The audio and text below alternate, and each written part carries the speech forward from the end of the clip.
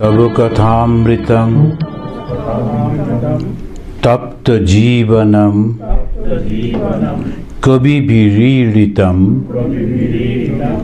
कल्मषापहं श्रवणमंगलं श्रीमदाततं भुवि गृह्णन्ति ये भूरिदा जनाः। আমরা ঠাকুরের কথাগুলো পড়ছিলাম, তো তিনি বিদ্যাসাগরের বাড়িতে এসেছেন, এসে কথা বলছেন। তখন উনি আমরা যে আগের বারে আমরা পড়েছিলাম, বলছেন যে দেখো সংসারে থাকলে তার কষ্টের শেষ নেই। শেষ একদম একটা উদাহরণ দিচ্ছেন, গরুর উদাহরণ। ও বেচারি সারা জীবন কাজ করলো, তারপরে মারা যাবার পরও তাকে নিয়ে এই করলো ওই করলো, এরকম করতে করতে সেই কারণেতে ওই সংসারটা যখন এইটা বুঝতে পারা যায়, তখনই এই ধর্মের ব্যাপারটা তখন খোলে, নইলে ধর্মটা মনে আসে না। শ্রীরামকৃষ্ণদেব বলছেন এই অজ্ঞানটা কীরকম, খুব সম্পন্ন।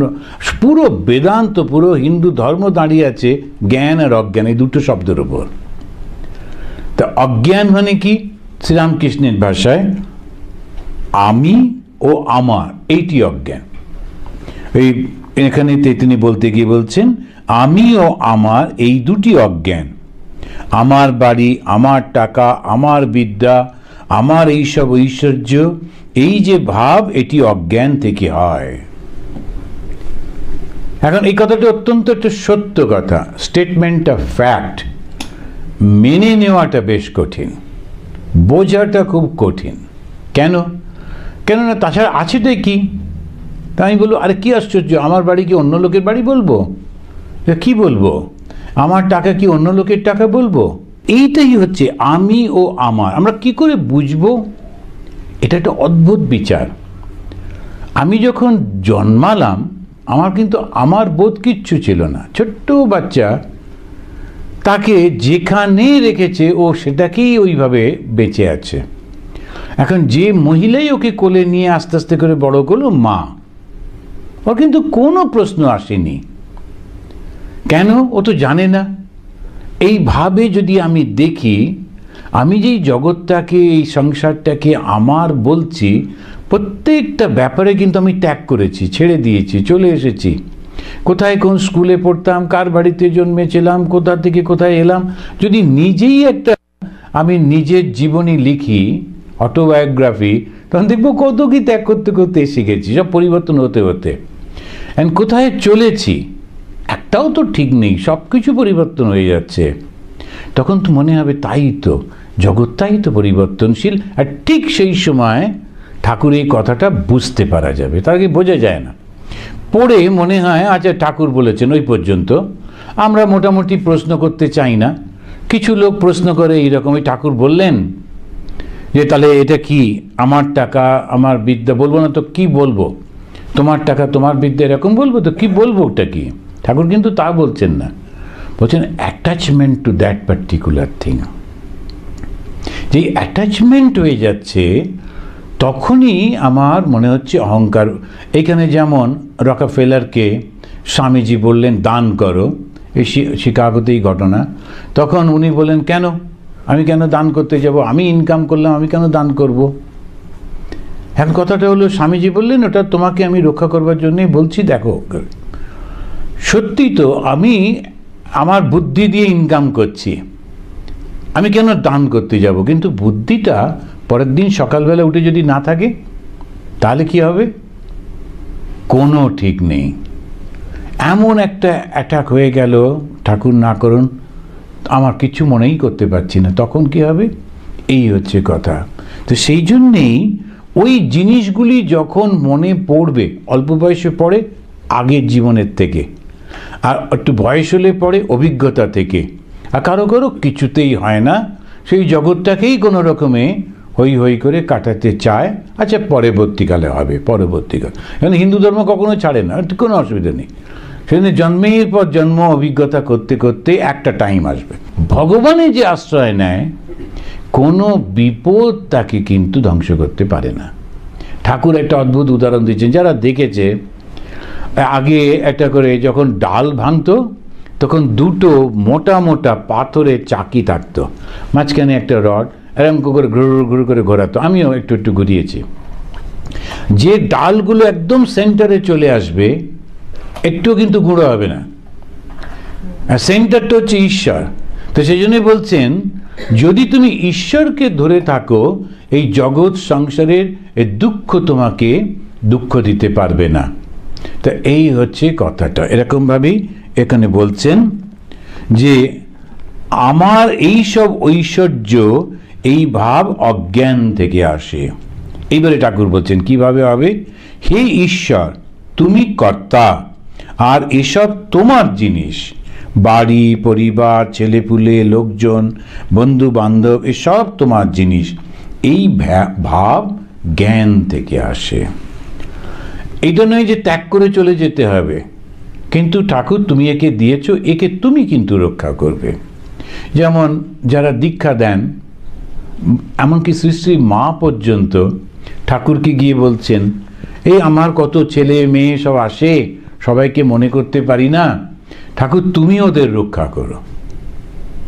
যেমন আমাদের গুরুরা যারা, তারাও সব সময় প্রতিদিন একবার করে আমাদের যারা তোমার কাছে এসেছে, নাম নিয়েছে, ঠাকুর তুমি কিন্তু ওদের রক্ষা করো, ওদের প্রার্থনাগুলো পূরণ করে দিও, যাতে আনন্দে থাকে।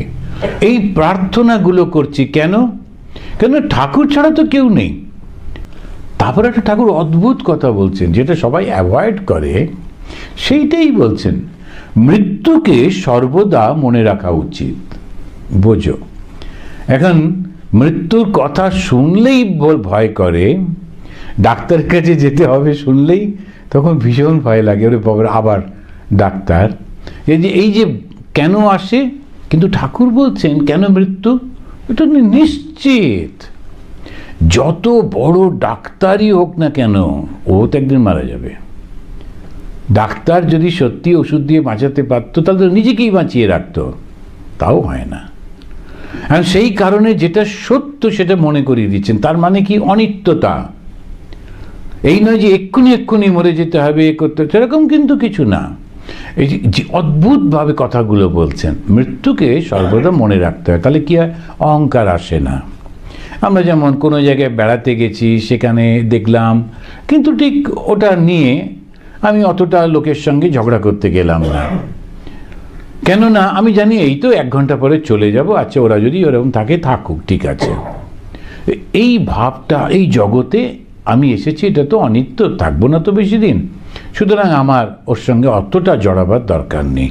এই মৃত্যু চিন্তা করছেন, মরবার পর কিছুই থাকবে না। এখানে কতকগুলো কর্ম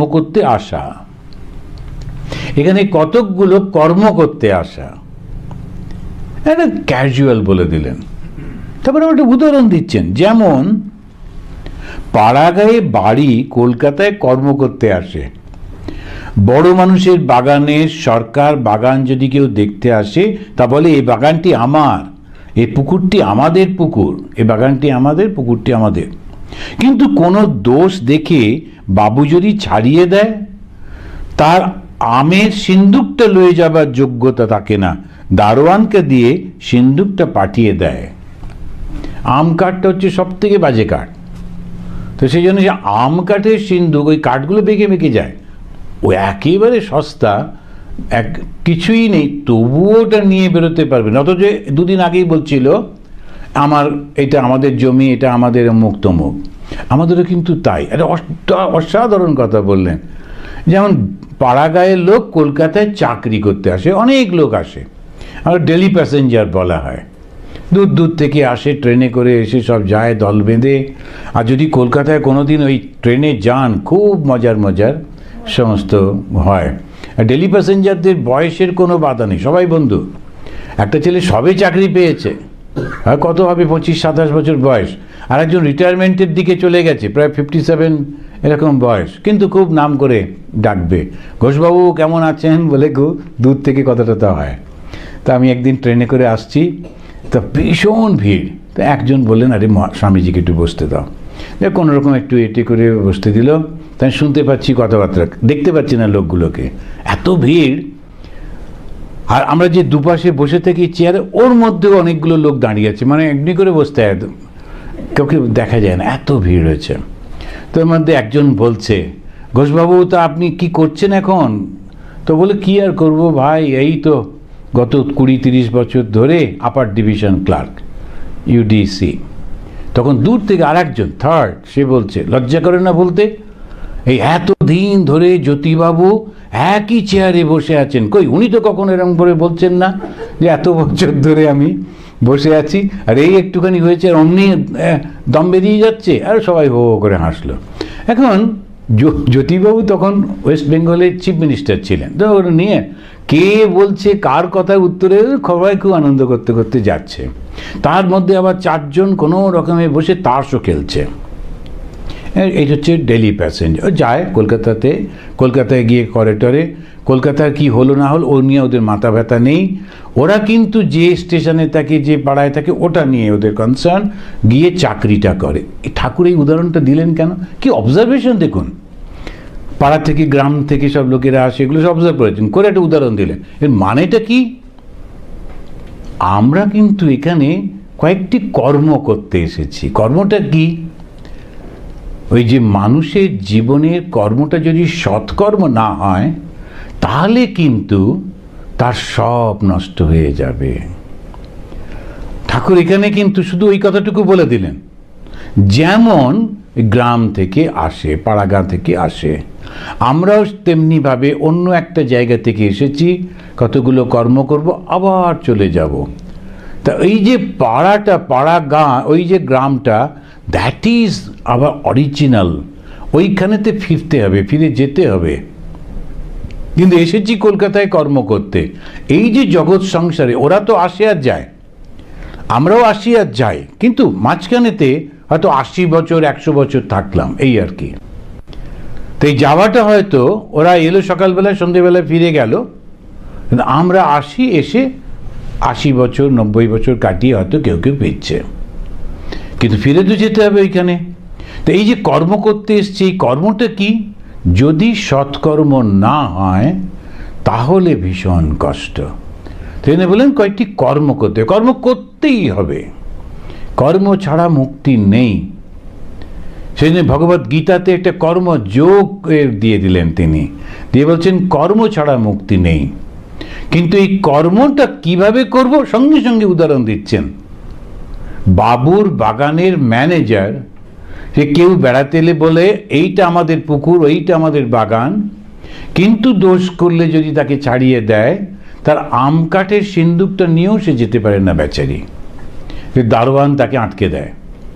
তার মানে এই সংসারে আমরা এসেছি, এসে বিরাট বিরাট সমস্ত হয়েছি, কেউ অমুক কেউ তমুক। তারপরেতে আর কিছু কিছু লোককে দেখি এখন গাড়ি থেকে নিজে নামবে না, বসে আছে, সে ড্রাইভার নেমে ছুটে এসে তার দরজা খুলে দিল, তারপরে খুব স্টাইল করে তিনি ধীরে ধীরে নামছেন। নিজে হাতে দরজাটা খুলেও নামবে না, কেন? আমি তো অমুক, আমি এরকম করি না। এখন এই অহংকারটার কোনো মূল্য আছে? ওইটা যদি বুঝতে পারি, তখন বুঝতে পারবো যে আসলে কিন্তু এই সংসারে আমাদের যে থাকাটা, এটা মূল্যহীন। যদি না আমরা এই সংসারটাকে ঠিকভাবে ব্যবহার করি, এটা কর্মের জায়গা, এই কর্মটা করতেই হবে। স্বামীজি একটা জায়গায় বলছেন যে যেখানেই যাক না কেন এই জগতে তাকে আসতেই হবে। কিন্তু এই যে ঠাকুর এখানে বললেন এই জগৎটাতে তোমাকে আসতেই হবে, এসে কর্মটা করতেই হবে, এই কর্ম থেকে বন্ধনটা পেতেই হবে, তারপরে মুক্তি। ওই যে বললেন মুক্তি পাওয়ার উপায় আছে, উপায়টা কি? নিষ্প্রিয় হয়ে কর্ম করা। উপায়টা হচ্ছে নিষ্প্রিয় হয়ে কর্ম করা। দুঃখের কারণ আছে, কারণটা কি? বন্ধন। বন্ধনটাতেই তো সমস্ত কিছু যাচ্ছে। তা নিষ্প্রিয় হয়ে কর্ম, আর নিষ্প্রিয় হয়ে কর্ম করবার পর মুক্তি। তো মুক্তির উপায় আছে। এখন সেই জন্য ঠাকুর বলছেন তুমি সবই পাবে যদি শুধু একটুখানি ওই কাজটা করো। এই সংসারে যখন এসছো কাজ তো করতেই হবে, আর কাজটা করবার পর বলতে হবে আমি ভগবানে অর্পণ করলাম, এইটুকু, আর কোনো কিছু নেই। এইটা তিনি বলছেন ভগবান দুই কথায় হাসেন। কবিরাজ যখন রোগীকে বলে মা ভয় কি, আমি তোমার ছেলেকে ভালো করে দিব, তখন একবার হাসেন। এই বলে হাসেন আমি মারছি বলে কিনা বাঁচাবো। কবিরাজ ভাবছে আমি কর্তা, ঈশ্বর যে কর্তা এই কথা ভুলে গেছে। আর একটা কথায় হাসেন, সেটা কি, দুই ভাই দড়ি ফেলে জায়গা ভাগ করে আর বলে এদিকটা আমার ওদিকটা তোমার। তখন ঈশ্বর আর একবার হাসেন, এই মনে করে হাসেন যেই জগৎ ব্রহ্মাণ্ড আমার, কিন্তু ওরা বলছে এই জায়গা আমার তোমার। এই কথাগুলো কিন্তু আমাদের জীবনে বারবার আসে, নানানভাবে আসে। এই কথাগুলোর মধ্যে থেকে আমরা সত্যটা বুঝতে পারি না। কথামৃতে ভগবান শ্রীরামকৃষ্ণের কথার মধ্যে মজাটা হচ্ছে যে কথাগুলো বারবার আমাদের জীবনে এসেছে, ঘটছে, ঘটবে, ওইগুলোকেই উনি ব্যবহার করছেন। উনি কিন্তু কখনো একটা অ্যাবস্ট্রাক্ট কোনো কিছু বলছেন না, যেটা আমার জীবনে বারবার ঘটছে, বলার সঙ্গে সঙ্গে মনে পড়ছে না, তাই তো, এরকম তো হয়েছিল, ওইরকম তো হয়েছিল, দুই ভাই একসঙ্গে বড় হলাম, একই ঘরে থাকতাম, একসঙ্গে খেতাম, স্কুলে যেতাম, এই যেই বড় হলো অমনি বলল তুই আলাদা হয়ে যা, আমি আলাদা, এই ঝগড়া সেই ঝগড়া। তো কেন হয়ে গেল? প্রত্যেকের জীবনে এরকম সমস্ত ঘটনাগুলো হয়। তখন হচ্ছে এইটা, তখন উনি যা করলেন, ভাই দাদাজি যা করে করুক, আমি করব না। কেন? সত্যটা জেনে গেছি আমি। সেই সত্যটা কি? এই জগতে যতটুকু আমার পাওয়ার আমি ঠিক পাবো, যতটুকু করবার করব, কিন্তু সব সময় আমি আমার পুরোটা দিয়ে দেব ঈশ্বরকে, ভগবানকে। তারপরে উনি বলছেন এটা পরিপূর্ণভাবে সেই ভক্তদের জন্যে, বলছেন তাকে কি বিচার করে জানা যায়? তার দাস হয়ে, তার শরণাগত হয়ে তাকে ডাকো। গেছেন বিদ্যাসাগরের কাছে, বিদ্যাসাগর তো এই বিচার টিচার খুব করতেন, সেই জন্যে তাকে বলছেন যে কি করে তুমি বিচার করবে? ওকে বিচার করে কি সত্যি পাওয়া যায়? ইয়মে বৈশে বৃণুতে তেন লভ্য, আমাদের উপনিষদে বললেন। এক একজন এক এক রকম ব্যাখ্যা করেন। একটা ব্যাখ্যা হচ্ছে যদি তিনি কৃপা করেন তখন তুমি তাকে জানতে পারবে, আদারওয়াইজ না। ঠাকুরের কথায় দেখা যাচ্ছে তিনি এই কথাটার উপর খুব জোর দিচ্ছেন। সেটা কি? যেমন শঙ্করাচার্যও কিন্তু বলছেন যে তিনটে জিনিস খুব দুর্লভ, ঈশ্বরের করুণা ছাড়া, ভগবানের করুণা ছাড়া পাওয়া যায় না। কি কি? মনুষ্যত্ব, মুমুক্ষুত্ব, মহাপুরুষ সমশ্রয়। দুর্লভম ত্রয়মেবৈতৎ। তারপরেই বললেন দেবানুগ্রহ হেতুগম, দেবতাদের অনুগ্রহতেই কেবলমাত্র পাওয়া যায়। যদি ভগবান কৃপা করেন তখনই শুধু হয়, নইলে হয় না। তো এই জন্যে সব সময় একটা শরণাগত ভাব যদি থাকে তাহলে ভালো। এইটা তো উনি বলছেন কেন? বিচারের পথ তো সত্য, বিচারের পথ দিয়ে পাওয়া যায়, কিন্তু সেইটাতে পৌঁছতে গেলে যেটা ভীষণ কঠিন। ভগবত গীতাতেও বলছে না, জ্ঞান পথ তো সত্য কিন্তু খুব কঠিন। তারপরে বিদ্যাসাগরকে জিজ্ঞেস করছে, আচ্ছা তোমার কি ভাব? এই যে শরণাগত হয়ে থাকা, ভেতর থেকে প্রত্যেকটা মানুষের ওই ভাবটা আসে, আমি একজন কাউকে চাই। প্রত্যেকটা মানুষের একজন কাউকে চাই যাকে আমি মন খুলে একটু কথা বলতে পারি। সেই রকম যদি তিনি ভগবান যদি হন, তার কাছে গিয়ে আমি কথা বলছি, সমস্ত কিছু আলোচনা করছি, আর তার শরণাগত হয়ে বলছি তুমি তো সব শক্তিশালী, একটু ঠিক করে দাও, এটা পাচ্ছ না করে দিতে, এটা করে দাও। এখন এইরকম ভাবে যখন তার শরণাগত হচ্ছি, এটা খুব স্বাভাবিকভাবে হয়। কেউ কেউ খুব সুন্দর হয়তো কবিতা লেখে, কিংবা ও সাহিত্যের দিকে না দিয়ে বাবা মা জোর করে ওকে সায়েন্স পড়ালো।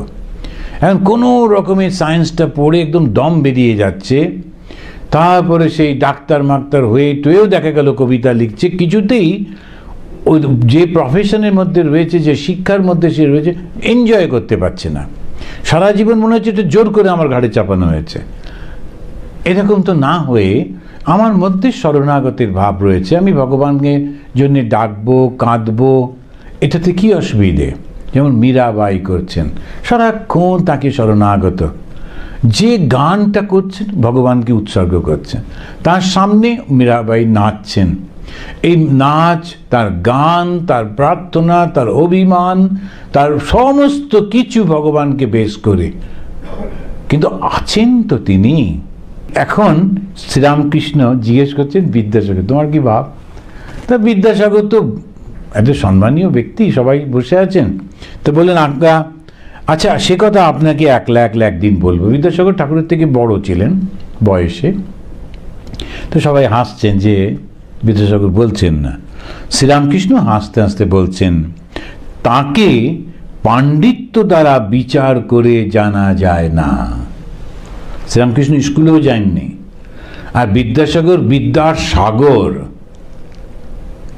তাকে শ্রীরামকৃষ্ণ কিন্তু এক কথায় একটা হিন্ট দিয়ে দিলেন, পাণ্ডিত্য দ্বারা তাকে কিন্তু বিচার করে পাওয়া যায় না। ওই যে বিচারটা সম্পূর্ণ আলাদা, পাণ্ডিত্য একদম আলাদা। ওই বই পড়ে পড়ে অনেক কিছু সে হয়তো শিখছে, কিন্তু অনুভব যতক্ষণ না হচ্ছে কিছুতেই বুঝতে পারবে না।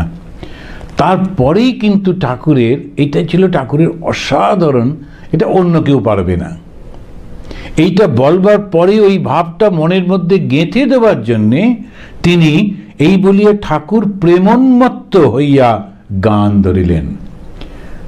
উন্মত্ত নয়, প্রেমোন্মত্ত। এই যে প্রেমোন্মত্ত, প্রেমে উন্মাদের মতো হয়ে যাচ্ছেন। প্রেমটা কি?